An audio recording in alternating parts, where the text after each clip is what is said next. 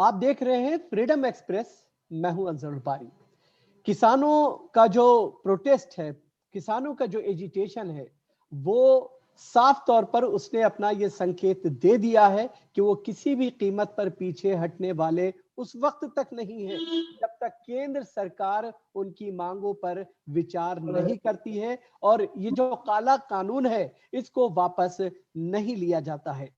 हम आपको बता दें कि हालांकि सरकार से इस मसले पर तीसरे दौर की बातचीत भी हो रही है और ऐसे में सरकार की तरफ से एक प्रस्ताव दिया गया है और जिसमें ये कहा गया है कि सरकार चाहती है कि एक समिति का गठन किया जाए और उस समिति में किसान नेताओं के साथ साथ फार्मर एक्सपर्ट और कई तरह के लोगों को उसमें शामिल किया जाए।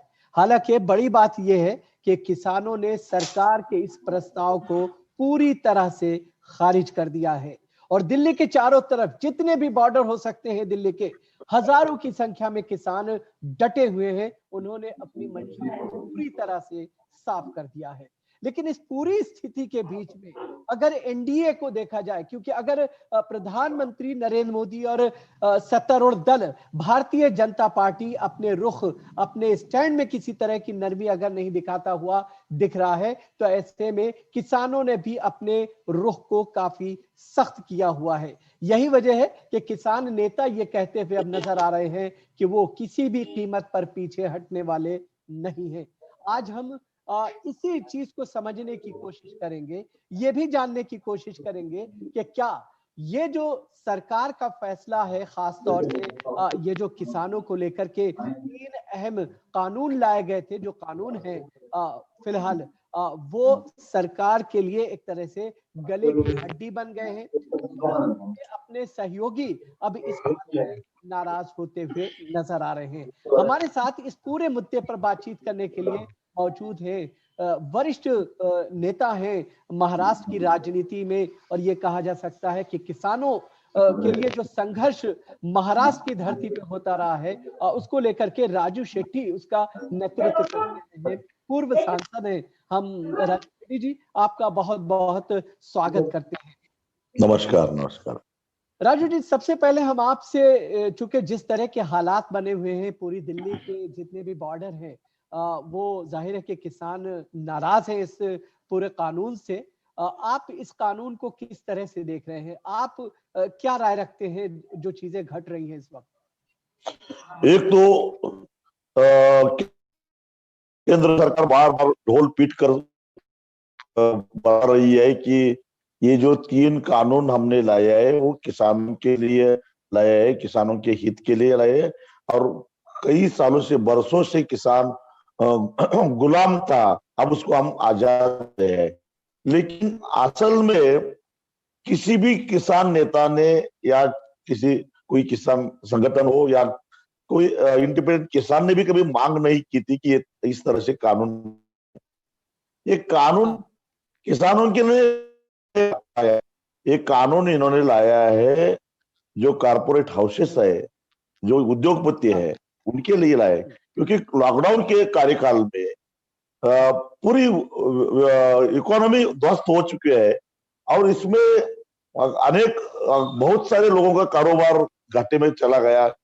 देश की इकोनॉमी माइनस पे चली गई और ये जो उद्योगपति है, अदानी हो, अंबानी हो, इनको एग्रीकल्चर सेक्टर में बिजनेस दिखने लगा और ये चाहते हैं कि अब चलो ये लॉकडाउन के कार्यकाल में भी लोगों ने, किसानों ने खेती अच्छी की और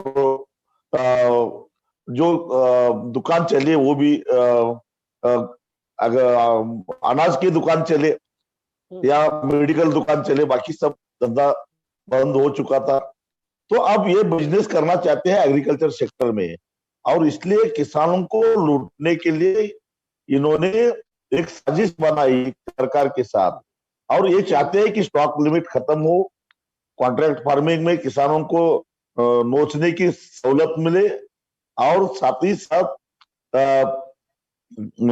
किसान कहीं भी जाके कुछ किसी तरह से भी उनको न्याय ना मिले, इस तरह से व्यवस्था हो, ऐसी साजिश इन्होंने सरकार के साथ मिलकर किया इन्होंने 3 कानून, पहले ऑर्डिनेंस निकाले, फिर कानून तो आप ये पारित कहना किया। चाहते हैं, आप ये कहना चाहते हैं कि किसान को लेकर के जो उद्योगपति हैं उन्होंने सरकार सरकार के साथ मिल करके एक साजिश की है और सरकार जो है कहीं ना कहीं इन उद्योगपतियों के हाथ में खेल रही है और किसान उसका शिकार बन रहे हैं।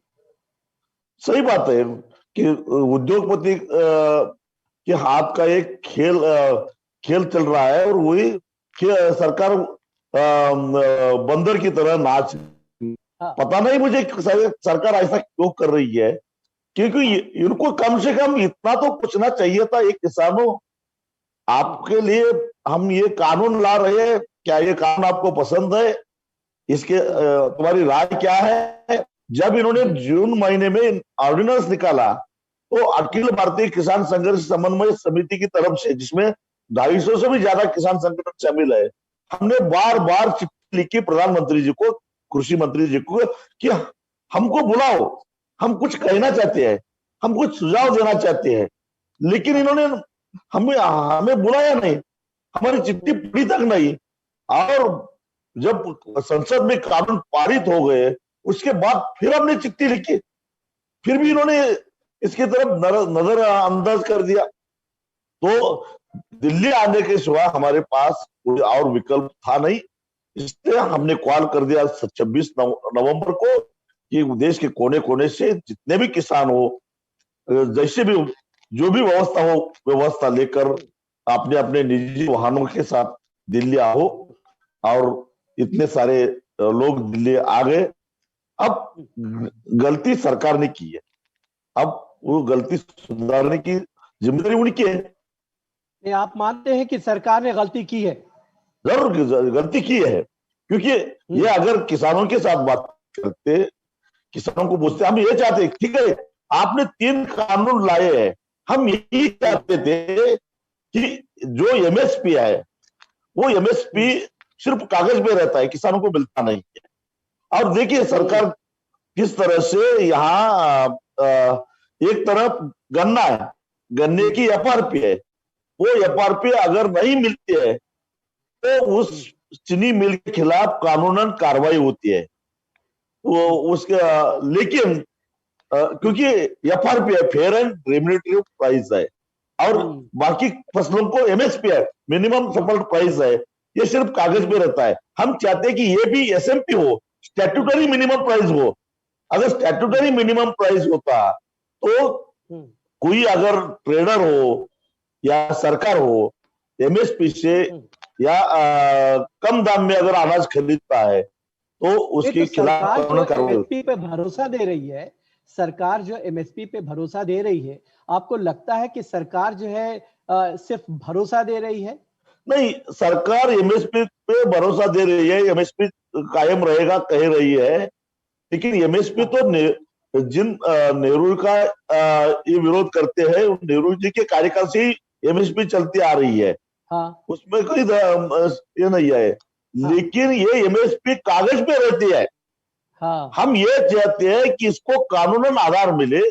अगर कोई एमएसपी से भी कम दाम में अनाज खरीदता है तो उसके खिलाफ सख्त कानूनन कार्रवाई हो। अच्छा राजू जी, एक चीज आपसे ये जानना चाहेंगे कि अगर हम सरकार को देखें, छोटी छोटी चीजों पे कानून बना दिया जाता है, कहीं पे कोई भी एक छोटी सी जो है घटना आ जाती है, कुछ घटनाएं समाज में अगर घटित हो जाती हैं, जैसे हमने पिछले दिनों देखा लव जिहाद पे जो है कानून बन रहा है, किसी चीज पे कानून बन रहा है, ठीक है ना, लेकिन तलाक पे कानून बन रहा है जी। कृषि प्रधान देश जिसमें ये कहा जा सकता है कि तकरीबन 70% जो है लोग इसी पे आधारित हैं, इसी पे जो है क्या कहते हैं उनका गुजर बसर होता है, बावजूद इसके उनके लिए कोई एक मजबूत कानून क्यों नहीं लाया जाता? इसीलिए नहीं लाया जाता है कि ये जो कारपोरेट हाउसेस है उनका बहुत बड़ा प्रेशर है सरकार के ऊपर। वो इनको चुनाव के लिए पैसा देते हैं, या चुनाव के लिए फंड देते हैं। हाँ। किसान क्या देता है इनको? बिल्कुल। इसलिए ये यही कह रहे हैं, इनकी नीति यह है कि आओ जितना लूट सके उतना किसानों को लूटो। यही अगर सरकार की नीति रहेगी तो क्यों ना किसानों को गुस्सा आएगा।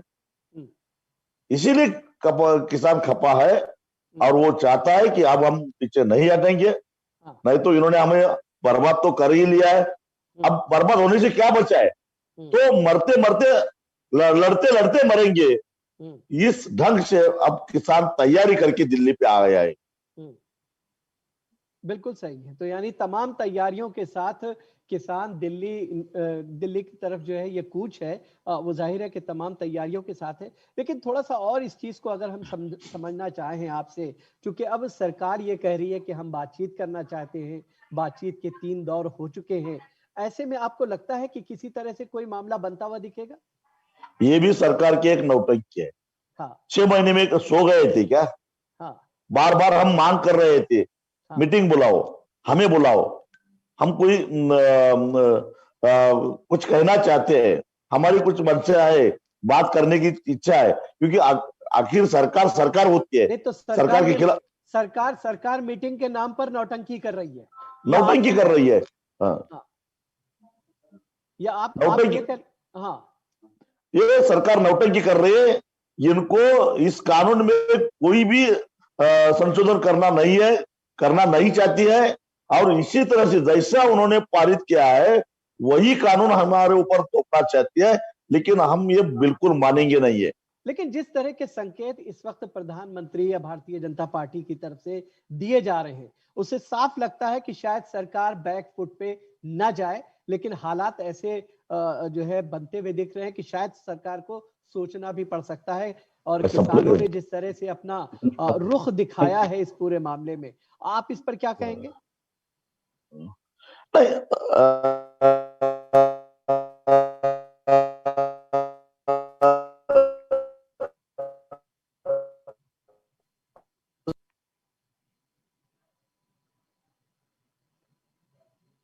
राजू जी, हम आपको नहीं सुन पा रहे हैं, आप फिर से अपनी बात रखें। तो जी, अब सरकार ने पहले तो किसानों को अंडर एस्टिमेट किया। जी, सरकार को ऐसा लगा जी, कि ये क्या करेंगे, बिल्कुल ये दिल्ली तक नहीं आ सकते। बिल्कुल।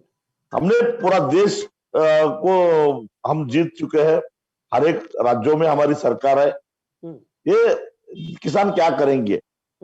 लेकिन कश्मीर से कन्याकुमारी तक पूरे देश के किसानों को महसूस हुआ कि अगर इस वक्त हम चुप बैठेंगे तो पूरी तरह से हमारी जिंदगी बर्बाद हो जाएगी। इसीलिए किसान आज आक्रामक हो चुका है। ये आज कह रहे हैं, इसके बाद सरकार को ऐसा लगा कि नहीं, अब ये किसान आक्रामक हो गए। इंटरनेशनल पॉलिटिक्स में भी अब सरकार बदनाम हो रही है। तो इन्होंने क्या किया कि ये दिखाने की कोशिश की कि इसके पीछे कांग्रेस है। कांग्रेस तो खुद कांग्रेस मर रही है, उसको पता नहीं है कि उनकी पार्टी में क्या रहे, वो क्या करेंगे। ऐसा है कि इन्होंने ये किसान आंदोलन में पॉलिटिक्स लाने की कोशिश की, वो लेकिन उसमें वो सफल नहीं हुए। हाँ, वहां नाकाम हो गए। नाकाम हो गए। उसके बाद इन्होंने कोशिश की कि ये पंजाब हरियाणा के किसानों का आंदोलन है, लेकिन हमें पूरे देश के किसान जोड़ दिया गया, देश से जुड़े हुए हैं। हाँ। उसके बाद खालिस्तान से जोड़ दिया। इसका मतलब यह है कि इनको एक आदत है कि अगर ये जब बेजुबान होते हैं तो या तो इसको राजनैतिक रंग लाते हैं, या सांप्रदायिक रंग लाते हैं, या रीजनल रंग लाते हैं, और वो जो समस्या है उसको अलग करने की कोशिश करते हैं। लेकिन इस समय पूरे देश के किसान नेता एक हो चुके हैं, पूरे देश के किसान एक हो चुके हैं, और सब एक आवाज में बोल रहे हैं। इसलिए सरकार के सामने दिक्कतें बढ़ गई है। अच्छा, एक चीज आपसे और जानना चाहेंगे कि जिस तरह से ये तमाम चीजें हो रही हैं, आपको लगता है कि ये किसान आंदोलन के नाम पर चाहे जो उनके सहयोगी दल हैं, खासतौर से हम जेजेपी जो कि हरियाणा में एक गठबंधन है उनके साथ में, वो उसका रुख हम देखें, या फिर और बनवारी लाल जी ने हनुमान जी ने जिस तरह से बात कही, उन्होंने कहा कि अगर इस फैसले पर विचार नहीं किया जाता, इस एक्ट को वापस नहीं लिया जाता, तो हम जो है इस गठबंधन से या एनडीए से हम अलग होंगे। इस तरह की चेतावनी यहाँ पर देते हुए नजर आ रहे हैं। लगता है सरकार फंसी हुई है। हाँ, सरकार फंसी हुई है। हाँ। और ये जो गठबंधन में जो पार्टीज है, छोटे छोटे पार्टीज, हाँ। इन्होंने देखा कि 6 साल तक इन्होंने हमको बहुत सताया है, अब हाँ। यही सही वक्त है इनको ब्लैकमेल करने का। हाँ। इसलिए किसानों का नाम लेकर ये ब्लैकमेल कर रहे हैं। लेकिन फिर भी ठीक है, मैं ये मानता हूं उनको ये करना ही चाहिए। नहीं तो और ये जो गठबंधन के दल हैं, जैसे हमने आपको जिक्र किया, जेजेपी, दुष्यंत चौटाला साहब आपके साथ सांसद भी रहे, वो ठीक है ना, वो हरियाणा के उप मुख्यमंत्री हैं। वो जिस तरह से उन्होंने ये बात कही, ये जो है कहीं ना कहीं ब्लैकमेलिंग चल रही है। हाँ, ब्लैकमेल ही चल रहे हैं। अगर दुष्यंत चौटाला ईमानदारी से किसानों के साथ खड़ा रहना चाहते हैं, तो उनको तुरंत इस्तीफा देकर आगे आना चाहिए और सरकार, मोदी जी को कहना चाहिए कि मैं हरियाणा सरकार में नहीं रहूंगा, मैं किसानों के साथ खड़ा रहूंगा। और इस आंदोलन में उनको कूदना चाहिए, वो नेशनल हीरो हो जाएगी। नहीं तो लेकिन सवाल ये है कि श्रोमणी अकाली दल जो एनडीए का बड़ा पुराना सहयोगी हुआ करता था, उसने सिलसिला खत्म कर दिया, लेकिन फिर उसके बाद जो है क्या कहते हैं, वो दिल्ली में मिलकर के चुनाव लड़ रहे हैं। यही दुर्भाग्य है ना। इसका मतलब इन्होंने जो सरकार से बाहर जाने का जो फैसला था, वो उनका नौटंकी ही था, ऐसा लग रहा है। अगर दिल्ली में मिलकर चुनाव लड़ते हैं और पंजाब में सरकार से बाहर जाते हैं, सेंटर से सरकार से बाहर जाते हैं, तो इसका मतलब क्या है? ये बीजेपी ये पार्टी ये किसानों की पार्टी नहीं है, ये साबित हो चुका है। ये तो पूंजीपति, उद्योगपति और बनिया की पार्टी हो चुकी है। ये तो किसानों की पार्टी नहीं रही है, गांव वालों की पार्टी नहीं रही है। मैं भी देश का किसान ये समझ गया है। हाँ, समझ गया है। और इसलिए अब इनको, बीजेपी को, अगर भविष्य में किसान और इस देश में अगर जिसको राजनीति करनी है, उसको किसानों के वोट लिए बिना वो राजनीति नहीं कर सकते। अगर इनको सत्ता में रहना है तो किसानों की जो मांगे है वो माननी पड़ेगी, और ये 3 कानून वापस लेना पड़ेगा, या इसमें अमेंडमेंट लेकर एमएसपी एमएसपी को कानूनन स्टेटस देना पड़ेगा, या तो इनको सत्ता गंवानी पड़ेगी। 2024 के बाद मुझे बीजेपी का भविष्य अच्छा नहीं दिख रहा है। चलिए, बहुत शुक्रिया। ये थे राजू शेट्टी साहब, पूर्व सांसद और वरिष्ठ नेता हैं। वो हमारे साथ जुड़े थे। उनका साफ तौर पे ये मानना है कि अगर सरकार अपने कदम को, यानी इस काले कानून को वापस नहीं लेती है, सरकार को इसके अंजाम को भुगतना ही पड़ेगा। बहुत बहुत शुक्रिया, आप हमारे साथ इस विशेष चर्चा में जुड़े। लेकिन जाने से पहले हम अपने तमाम दर्शकों से ये गुजारिश करेंगे कि अगर आपने फ्रीडम एक्सप्रेस चैनल को सब्सक्राइब नहीं किया है तो आप इसे तुरंत सब्सक्राइब करें, लाइक और शेयर करें, इसके वीडियोस ज्यादा से ज्यादा फॉरवर्ड करें। साथ ही साथ हम आपको ये भी बताते चलें कि ये नॉन प्रॉफिट मीडिया हाउस है। आप अपना सहयोग भी इस मीडिया हाउस को दे सकते हैं ताकि बेहतर पत्रकारिता को बढ़ावा दिया जा सके। तो आज के प्रोग्राम में फिलहाल इतना ही, इजाजत दीजिए, आदाब। चलो, थैंक यू सर।